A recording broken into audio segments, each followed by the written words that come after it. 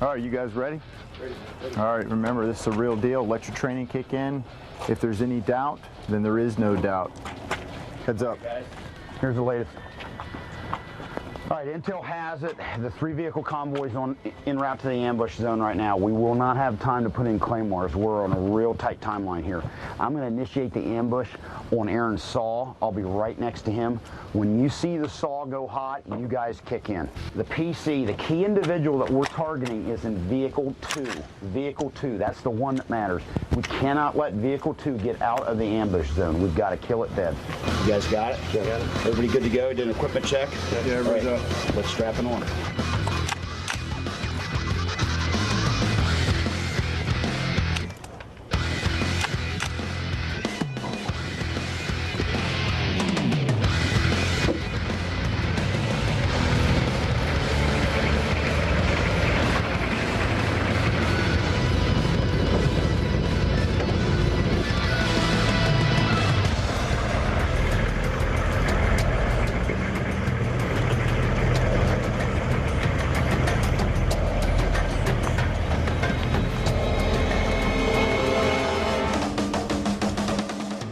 Listen up.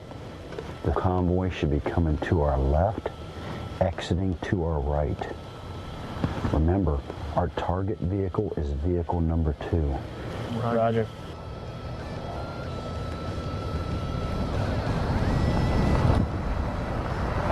Guys, lights are coming. All right.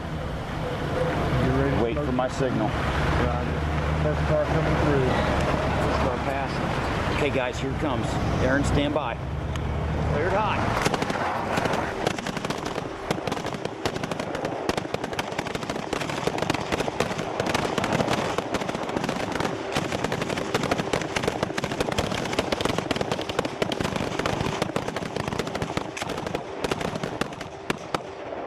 Ceasefire, ceasefire. Ceasefire. All right, John and Russ, you guys go down, clear the objective. Aaron and I will stay up here in Overwatch.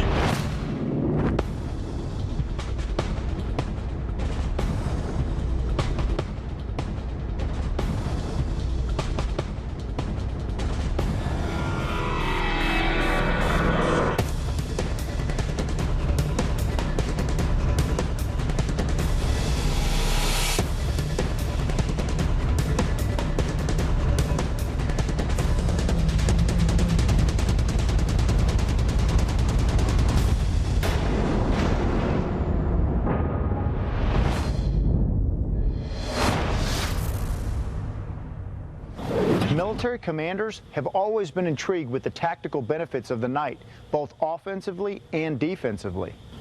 In this week's episode of Then and Now, we will look at the military theme of owning the night. Examining the advancement of the nighttime fighting capabilities of the average soldier and the tactical impact on military operations and strategy. Over the course of today's show, we'll move from World War I to the current day, examining key issues such as target identification, gun ergonomics, target engagement, and tactics.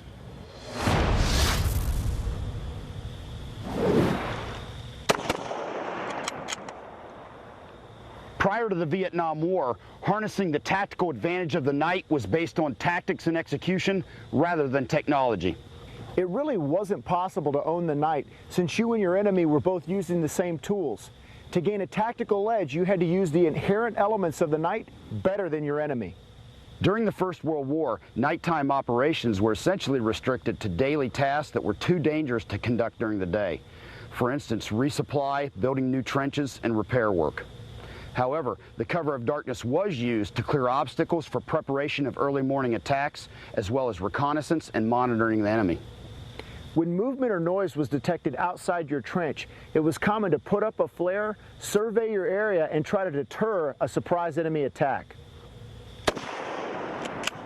After World War I, commanders became more aggressive in trying to harness the advantages of the night, not just for movement and preparations, but for launching and sustaining attacks. Commanders learned there were a number of rules that had to be followed in order to improve their probabilities of success at night. For instance, number 1, work in small groups and stage the assaulting force as close to the objective as possible. Number 2, obtain extensive reconnaissance and details of the terrain if possible.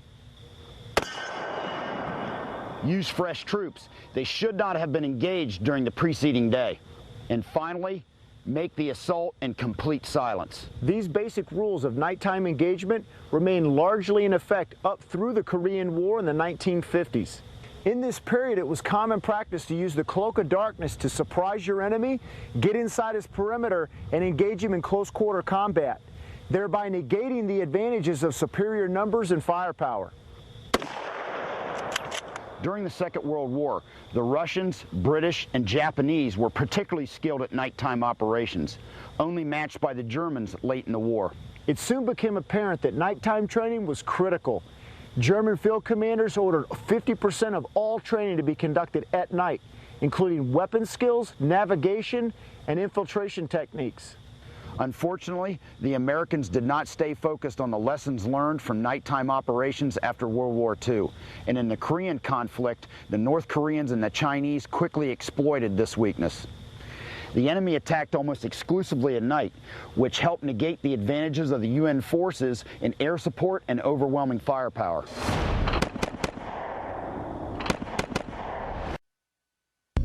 This segment of Tactical Impact is brought to you by Double Star.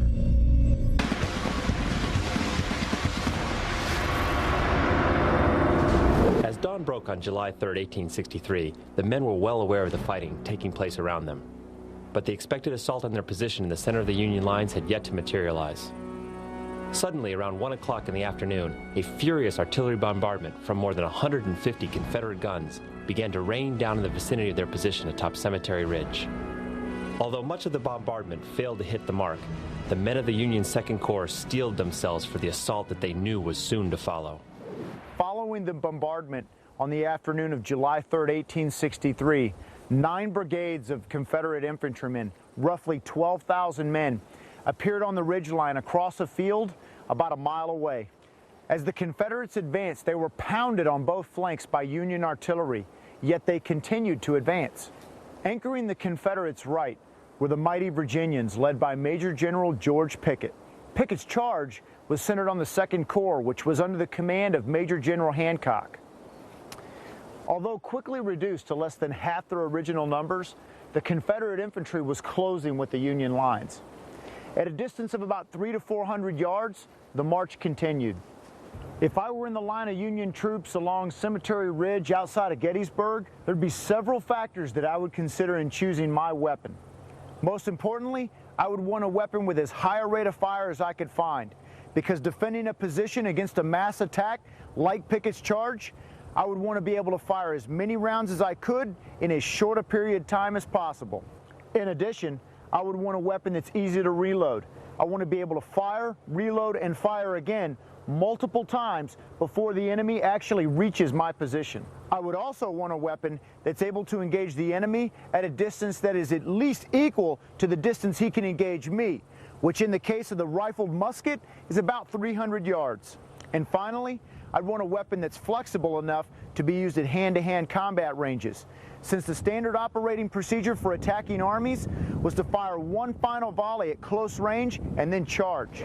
If you were in the Second Corps at the center of the Union lines on July 3, 1863 at Gettysburg, what weapon would you choose? In this week's episode of Choose Your Weapon, your choices are: number 1, the Colt 1851 revolver, a 6-shot single-action revolver that was very popular with military personnel during this period. Number 2, the Henry repeating rifle. It was the first successful lever-action repeating rifle. It had a capacity of 15 rounds, 14 in the tubular magazine and 1 in the chamber. And the Sharps Model 1863 carbine, a lever-operated breech-loading rifle that was very popular with Union cavalry. With an effective range of roughly 25 yards, the Colt revolver would have been largely useless in preventing the Confederates from advancing on the Union position atop Cemetery Ridge. However, once the Confederates fired their last volley and began their charge against the Union lines, this 6-shot single-action revolver would have been lethal against troops armed with single-shot muskets that were impractical to reload at hand-to-hand ranges. The Colt would have been a decent choice at Gettysburg, especially as a primary sidearm. the 6 quick shots you could get off with this Colt revolver certainly would be an effective first response to the enemy breaching your position. However, loading with loose powder, projectiles, and percussion caps made this revolver extremely slow to reload. The Colt 1851 revolver would not have been my choice at Gettysburg. The Sharps Model 1863 carbine was significantly more accurate than the standard rifle musket used by either side during the Battle of Gettysburg. With an effective range of at least 300 yards and a rate of fire of 8 to 10 rounds per minute, the Sharps carbine would have been a major force multiplier for the troops up on Cemetery Ridge facing the Confederate charge.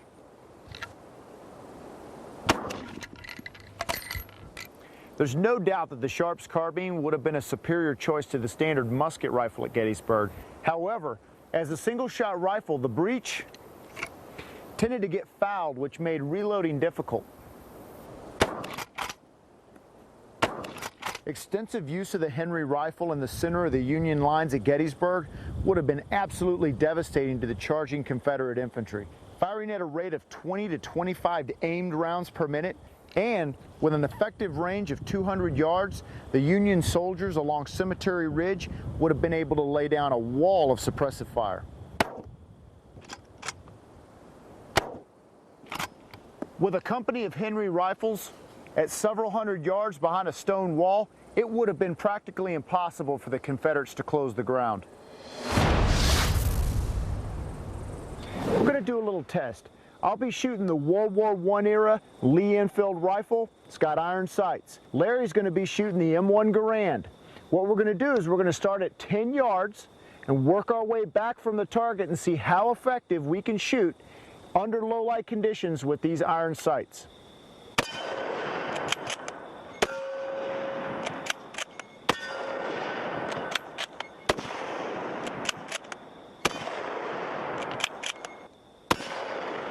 All right, 5 out of 6 at 10 yards. It's definitely not as easy as it looks.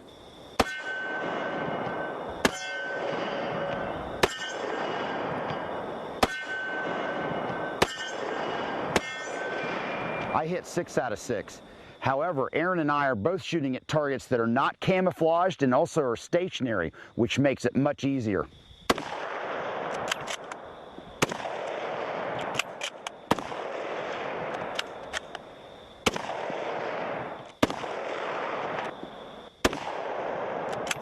Yards, not very good. I was 0 for 6, but I have to point out I have nothing for sights.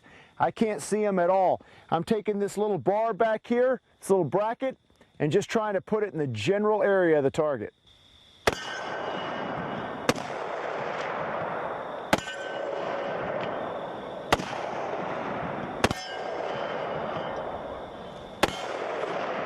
Okay, here at 20, I was 4 for 6. The reason I had better hits than Aaron, in my opinion, is because my rear sight is much closer to my eye and allows me to index the rifle towards the target easier. This segment of Tactical Impact is brought to you by TAPCO.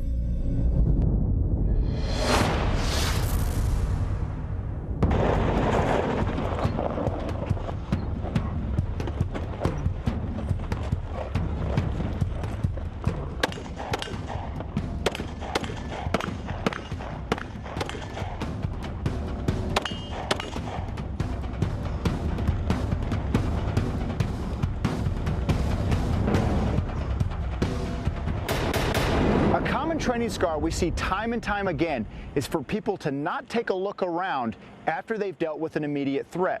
The reason this is a problem is that we have no perception of what's going on around us. The way we fix it is we pull yourself out of that hard focus, take a look around, and find out if there's any other threats visible.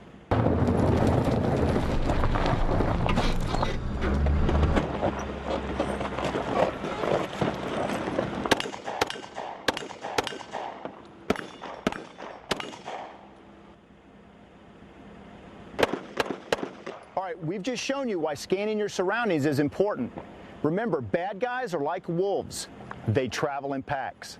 So pull yourself out of that hard focus, look around, check behind, and see what's going on.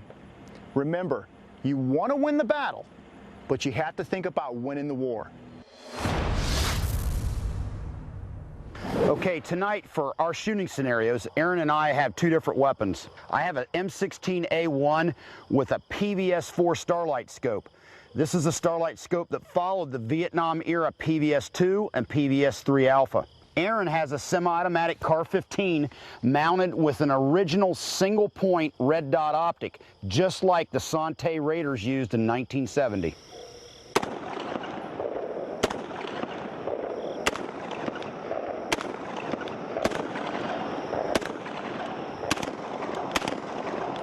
In Vietnam, nighttime attacks by both sides were commonplace. Early in the war, American forces were relatively weak at night, and it became clear to commanders that the Viet Cong and the North Vietnamese Army were experts. But soon Americans were able to close the gap through a combination of intensive training, the deployment of combat patrols at night, and for the first time ever, the deployment of technological tools. U.S. forces made use of the PVS-2 and PVS-3A Starlight scopes.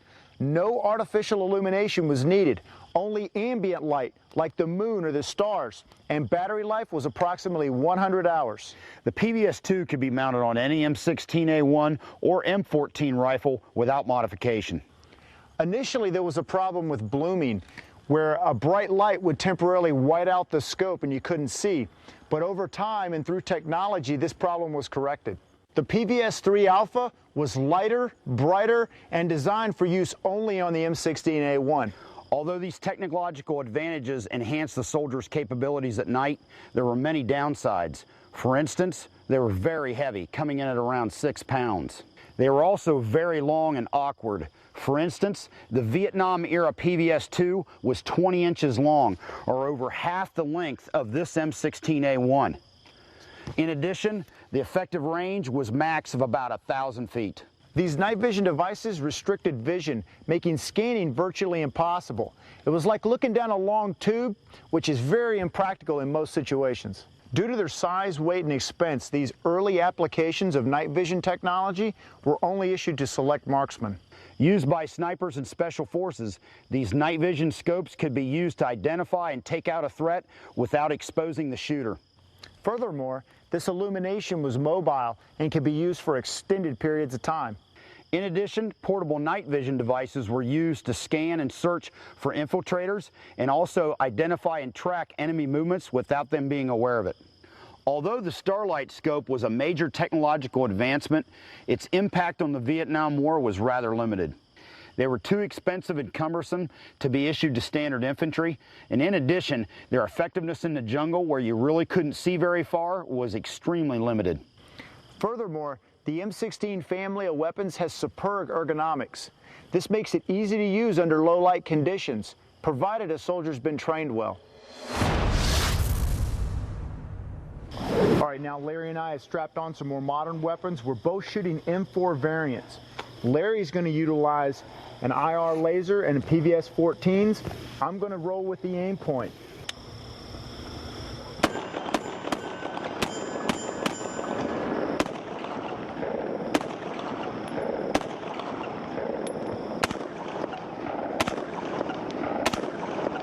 Lessons learned from U.S. Special Forces in Vietnam helped America redefine its focus on nighttime operations in the areas of light and noise discipline. And today, most U.S. combat troops have access to night vision devices.